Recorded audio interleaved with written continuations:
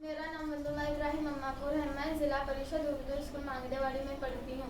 आज हम एक संभाषण पेश करने जा रहे हैं जो छोटे परिवार का महत्व बताता है। इसमें मैं रमा हूँ। इसमें मैं रमा की माँ हूँ।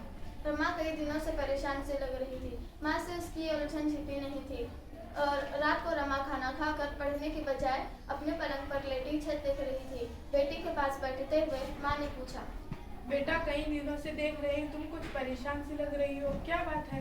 माँ, हम लोग परीक्षा के बाद कहीं ना कहीं घूमने जाते हैं, उसमें बहुत पैसा खर्च होता होगा ना? कितना होता होगा? हिचकते हुए रमा ने पूछा। माँ के अधरों पर मुस्कान तर गई।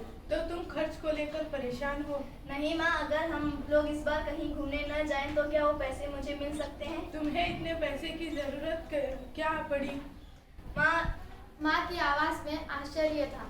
माँ, सुलक्षणा की माँ की तबीयत ठीक नहीं है। डॉक्टर ने ऑपरेशन के लिए कहा है। आपको तो पता है, बड़ा परिवार होने के कारण उनका खर्च पूरा नहीं होता। गरीबी के कारण वह इलाज नहीं करा सकते। मैं सोच रही थी कि ये पैसे उनके काम आ जाएंगे। बहुत सारे डॉक्टर पापा के मित्र हैं। तुम कल ही सुलक्षणा से कहना अपनी माँ के साथ आ जाए, उनका इलाज हम करवाएंगे। माँ, तुम कितनी अच्छी हो।